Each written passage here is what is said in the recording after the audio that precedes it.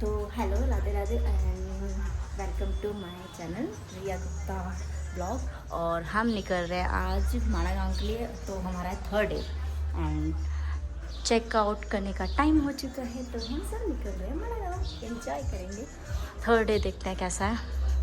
अभी तो सामान जा चुका है, आधे लोग अभी अंदर रूम में है, मेरा बैग भी यहाँ पर है, ऑलमोस्ट सब रेडी है।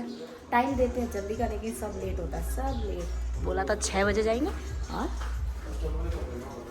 8 बजा दिए।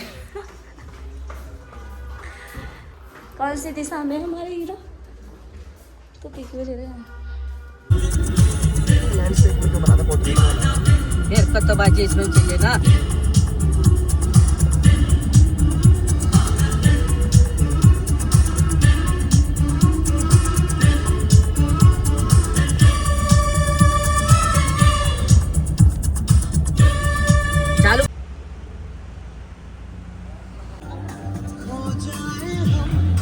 चलो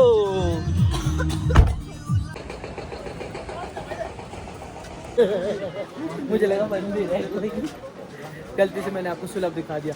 इग्नोर है तो चलेगा ही, ब्लॉगर ही कह दे। अरे यार सारे के सारे ना मंदिर से है, तो थोड़ा सा सजा सा लगता है, तो मुझे लगता है मंदिर है। इन्होंने तो सुलभ ही सजा रखा है। बाकी का भी आगे जा रहे, पता नहीं कुछ कैसा ट्रैक है, गाड़ी पीछे रह गई होगी आगे रोड बनी था इसलिए। हाँ, तो अब हम पैदल जाके किसी मंदिर के पास जा रहे हैं, जब तक रोड क्लियर होता है। ठीक है, और फिर रिपोर्ट है। तो ये है एक पहाड़ जिस पर एक मतलब अश्व की फोटो ढूंढनी है, मतलब अश्व ढूंढना है पूरा का पूरा। लेकिन इस पूरी की पूरी पहाड़ पर कहीं भी नहीं नजर आ रहा है। एक पजल की तरह एक गेम हो गया, तो फिर भी हम ट्राई कर रहे हैं। इस वाले पहाड़ पे कहता है कि घोड़े की एक तस्वीर है। अब भाई मुझे तो नहीं मिल रही, हम लोग खूब के ट्राई कर रहे हैं। स्क्रीनशॉट में भेज देना अगर आपको मिल जाए तो। हमें तो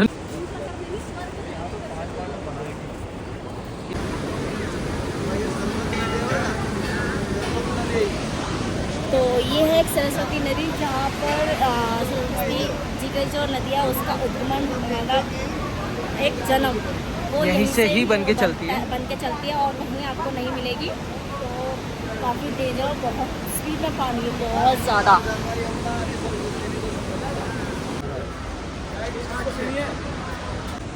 सरस्वती जी के दर्शन के बाद हमने पी इंडिया के प्रथम दुकान पर चाय मोदी जी के फोटो के साथ, और अब हम जा रहे हैं मंदिर के एंट्रेंस पर। ठीक है। तो ये रास्ता जो है ये हमारा वसुधारा के लिए तरफ जा रहा था, जिसके लिए हमारे जो साथ में लोग आए थे वो लोग नहीं जा रहे, तो हमारा भी जाना कैंसिल हो गया, क्योंकि हमारे पास गाड़ी नहीं, जिनके साथ आए उनके पास गाड़ी है, तो इसलिए तो वहाँ नहीं हम जा रहे हैं। अभी जा रहे हैं हम वापसी में। और अभी दिखाती हूँ मैं आपको 5 पांडव की स्टार्टिंग में पहले कौन गया था लगातार, मतलब एक पहले कौन गया फिर उसके बाद कौन गया, तो सबकी डिटेल आपको यहाँ दिखाएंगे विद उनकी तस्वीरों के साथ में।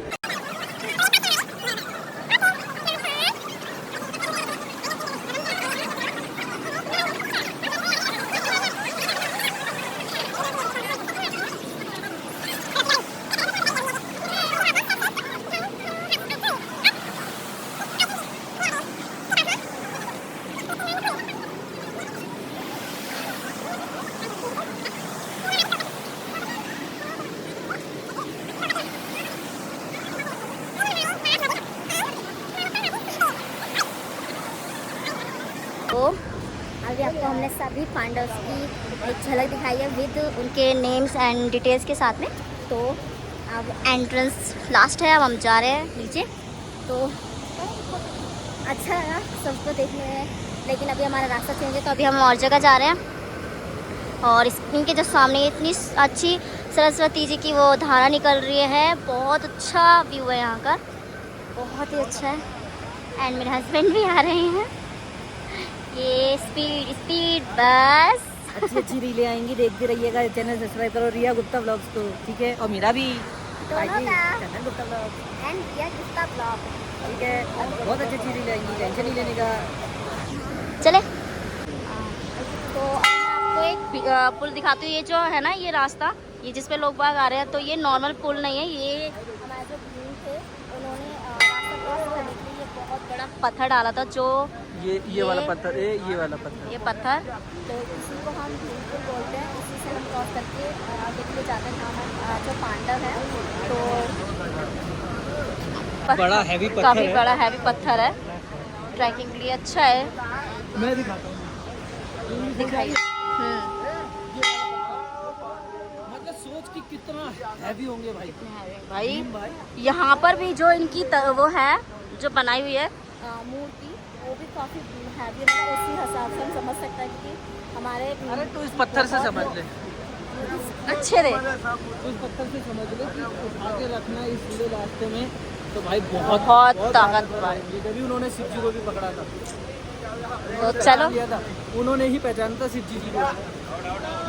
ओके, चले हम नीचे चाय के शॉप दुकान पर। खोके पर। ओके चलते हैं, चाय पीते हैं, ब्रेड पकौड़े खाते हैं, क्योंकि हमारे 10 तो हो चुके हैं ना। और मेरे को लग रही है गर्मी, ओके तार दीजिए। अपने इसमें आ जाता हूँ। देखिए स्मार्ट लग रहे हैं ना मेरे हस्बैंड,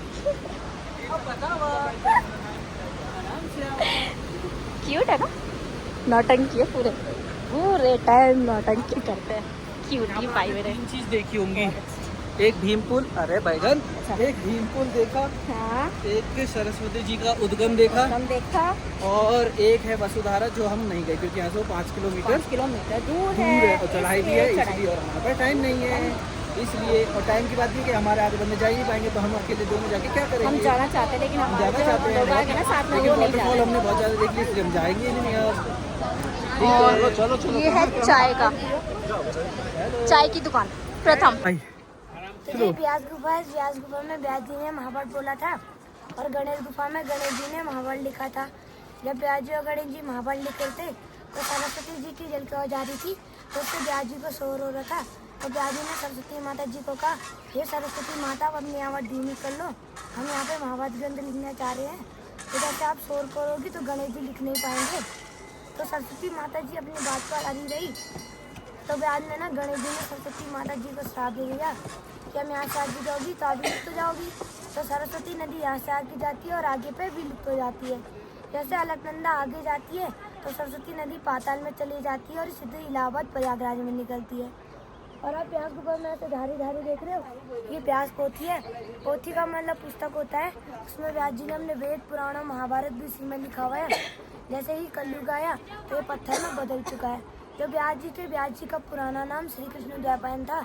तो जैसे उन्होंने वेद लिखा, वेद लिखने के कारण वो बड़े हुए, तो उनका नाम वेद व्यास पड़ चुका है। और नई बादलों के पीछे ना 2 बर्फ वाले पर्वत है, वो नर और नारायण पर्वत है। उन्हीं के बीच में ना भगवान बद्रीनाथ जी समाये हुए हैं।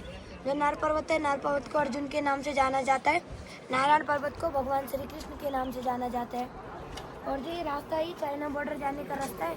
चाइना बॉर्डर यहाँ से 60 किलोमीटर दूर है। पहले ना हमारे गांव के लोग ना तिब्बत में व्यापार करते थे, तो चाइना ने ना तिब्बत को भी अलग कर दिया है, तो अब वहाँ व्यापार नहीं होता है। और जो ये वाला पर्वत है, इंद्रदेव जी के हाथी ऐरावत की शक्ल है, और जो ऐसे नीचे में जा रही है वो वाली सूंड है। इसी पहाड़ में ना क्या बोलते हैं, बद्रीनाथ जी का घोड़ा है, श्यामकरण घोड़ा। कहाँ पर? मैं दिखाता हूँ, थोड़ा ऊपर करो, इधर थोड़ा और इधर, ये वाला।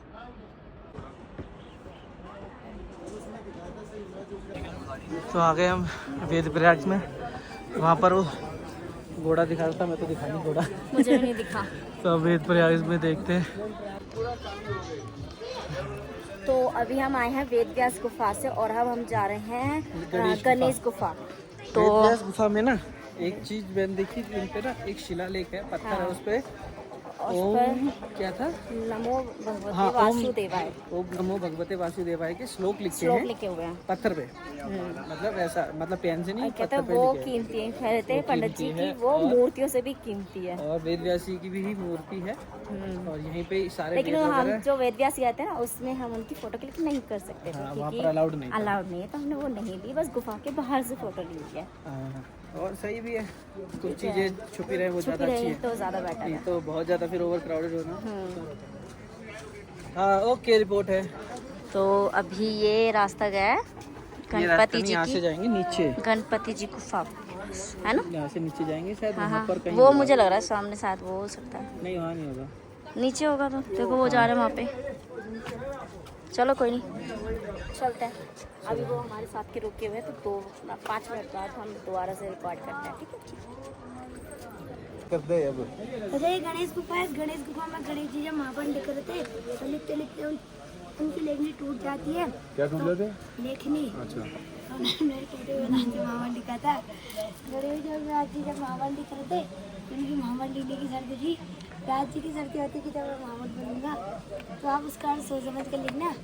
और गणेश जी की शर्त होती कि जब मैं लिखूंगा तो मेरी लेखनी रुकनी नहीं चाहिए। पहले गणेश जी दोनों हाथों से लिखा करते थे, ऐसे करके उन्होंने यहाँ पे महावर लिखा हुआ है।